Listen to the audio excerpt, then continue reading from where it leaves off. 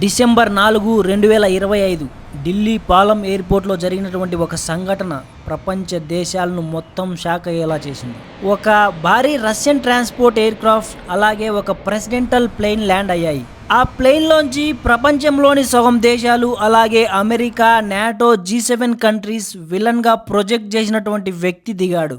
ఆ వ్యక్తి ఎవరో మీకు ఈ పాటికి అర్థమైపోయి ఉంటుంది. అతనే Russia president Vladimir Putin. Vladimir Putin ఇండియాకు వచ్చాడు. అమెరికా, చైనా లాంటి దేశాలు నిద్రపోకుండా చూస్తున్నటువంటి సీన్ అది.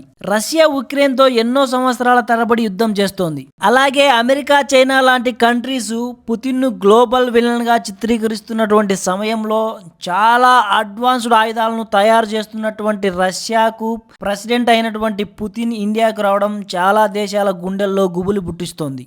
ఎందుకంటే మనం 2018లో రష్యా నుంచి తెచ్చుకున్నటువంటి S-400 మిసైల్ రీసెంట్గా ఇండియా, పాకిస్తాన్ మధ్య జరిగినటువంటి యుద్ధం, అదే ఆపరేషన్ సింధూర్లో మనల్ని కాపాడింది అని చెప్పొచ్చు. ఇలాంటి అడ్వాన్స్డ్ ఆయుధాల గురించే ఇప్పుడు రష్యా, ఇండియా డీల్ కుదుర్చుకోబోతుంది అని చాలా దేశాలకు భయం పట్టుకుంది. ఇక మ్యాటర్లోకి వస్తే రష్యా నుంచి వ్లాదిమిర్ పుతిన్ వచ్చి ఢిల్లీ ఎయిర్పోర్ట్లో దిగాడు. ఇక నరేంద్ర మోడీ అన్ని ప్రోటోకాల్స్ను బ్రేక్ చేసి తనే వెళ్లి ఎయిర్పోర్ట్కు పుతిన్ను రిసీవ్ చేసుకున్నాడు. ఈ ఇన్సిడెంట్ను కవర్ చేయడానికి అన్ని మీడియా ఛానల్స్ వచ్చాయి. పుతిన్ ప్లేన్లోంచి దిగాడు, నరేంద్ర మోదీ రిసీవ్ చేసుకున్నాడు. తర్వాత ఇద్దరు కలిసి కూడా ఒక కారులో కూర్చొని వెళ్ళిపోయారు. ఆ కార్ వచ్చేసి Toyota Fortuner. Putin Toyota Fortuner కారులో వెళ్ళడం చూసి చాలామంది షాక్ అయ్యారు. ఎందుకో తర్వాత చెప్తా. ఇక పుతిన్ సెక్యూరిటీ కోసం ఇండియన్ గవర్నమెంట్ తీసుకున్న ప్రొటెక్షన్ చూస్తే వావ్ అనాల్సిందే. ఆల్మోస్ట్ 5,000 మంది స్పెషల్ ఫోర్సెస్ను విజిట్ రూట్లోనే ఉంచారు. ఇక గ్రౌండ్ లెవెల్లో స్క్వాడ్ టీమ్స్ను అలాగే యాంటీ టెర్రర్ స్క్వాడ్స్ను అయితే అన్ని రకాల పవర్ఫుల్ వెపన్స్తో సిద్ధం చేశారు. ఇక పుతిన్ టొయోటో ఫార్చునర్ కార్లో వెళ్ళడం చూసి ఎందుకు షాక్ అయ్యారంటే, పుతిన్ ఎక్కడికి వెళ్ళినా, ఏ కంట్రీకి వెళ్ళినా కూడా తన కోసం డిజైన్ చేసుకున్నటువంటి మోస్ట్ పవర్ఫుల్ సెక్యూర్డ్ కార్ అయినటువంటి ఆరుస్ సెనెట్లోనే వెళ్తాడు. ఈ కారు గురించి, దీనికి ఉండే ఫీచర్స్ గురించి తెలిస్తే వావ్ అనాల్సిందే.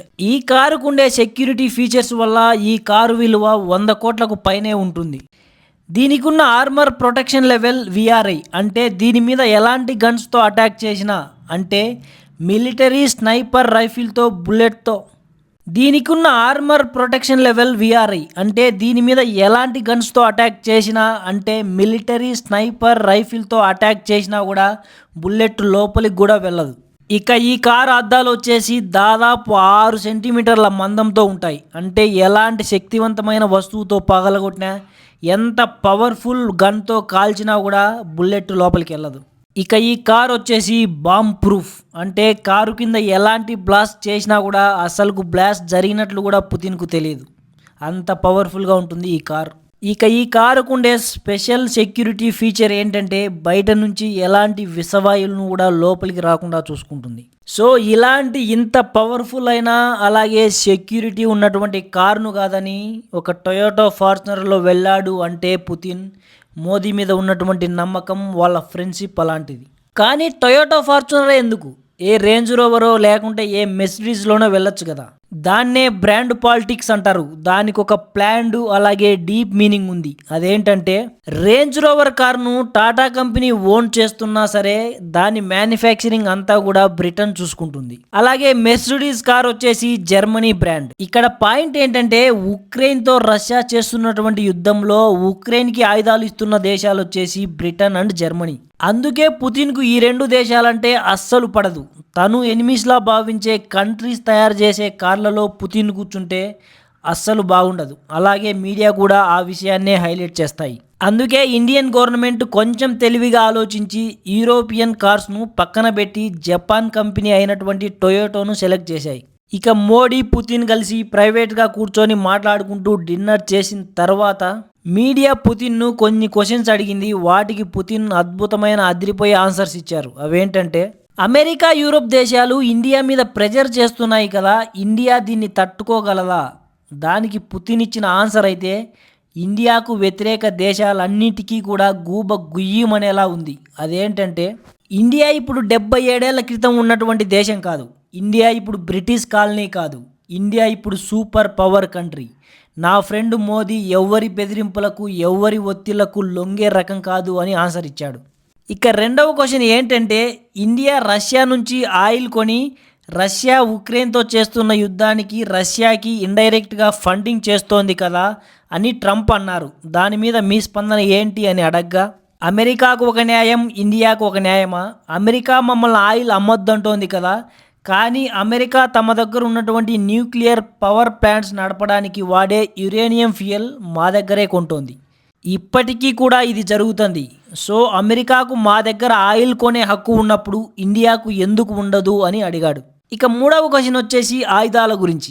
అదేంటంటే, S-500 అలాగే Su-57 ఫైటర్ జెట్లను మీరు తయారు చేసి ఇండియాకు అమ్ముతున్నారా అని అడిగినప్పుడు దానికి పుతిన్ ఇచ్చినటువంటి తెలివైన సమాధానం ఏంటంటే, ఇండియా మాకేమీ కస్టమర్ కాదు, ఇండియాకి మేము ఆయుధాలు అమ్మడం లేదు, మేము జస్ట్ టెక్నాలజీని షేర్ చేస్తున్నాం.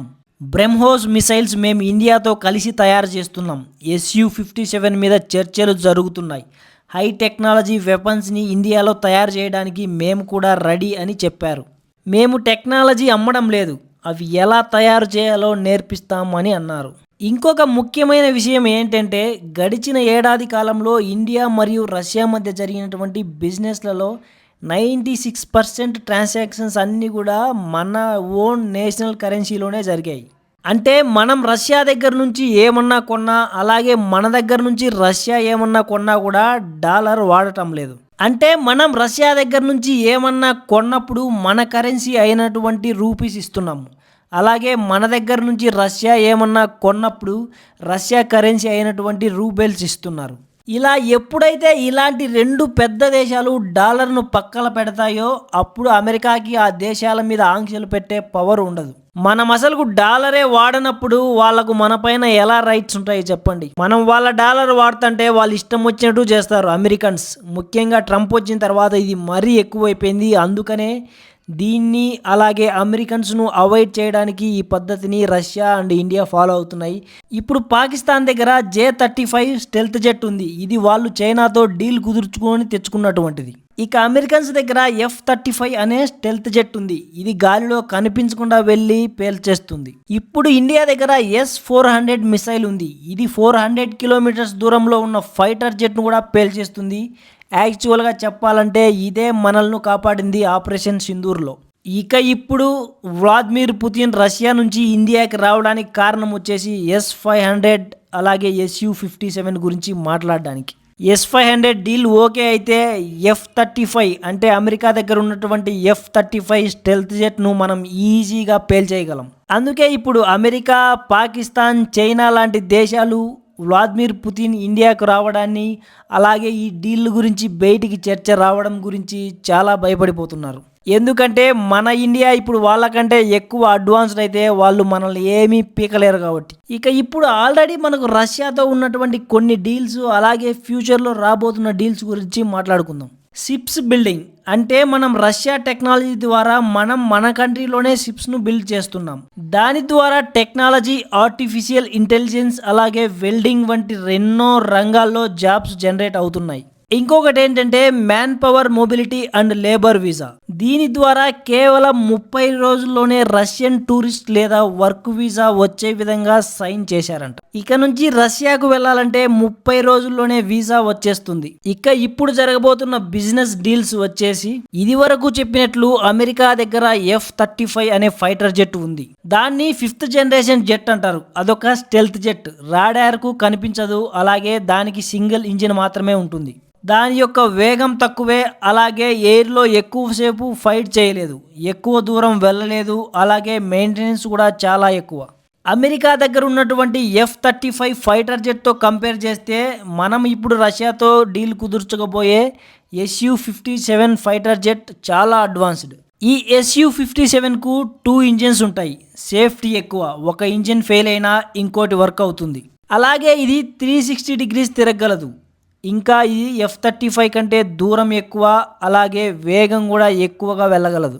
రష్యా ఇప్పుడు దీన్ని ఇండియాలోనే తయారు చేద్దాం అంటోంది. ఇక రెండవది అయినటువంటి S-500 డిఫెన్స్ సిస్టమ్. ఆల్రెడీ చెప్పుకున్నట్లు ఇప్పుడు ఇండియా దగ్గర S-400 మిసైల్ ఉంది. వేరే దేశాలు వాళ్ళ యొక్క ఫైటర్ జెట్లను అలాగే మిసైల్స్ను ఇండియాపైకి యుద్ధానికి పంపించినప్పుడు ఈ S-400 వాటిని గాలిలోనే పేల్చేయగలదు. ఇప్పుడు ఇండియా రష్యాతో కలిసి ఇండియాలోనే ఈ S-500 మిసైల్ను తయారు చేయడం కోసం డీల్ అడగబోతోంది. ఇది ఎంత పవర్ఫుల్ అంటే ఇది స్పేస్లో ఉన్న శాటిలైట్లను కూడా పేల్చేయగలదు. సో అది రష్యా ప్రెసిడెంట్ అయినటువంటి వ్లాదిమిర్ పుతిన్ ఇండియాకు రావడానికి గల కారణం. వీడియో నచ్చినట్టయితే లైక్ చేసి షేర్ చేయండి. ఉంటా మరి, బాయ్.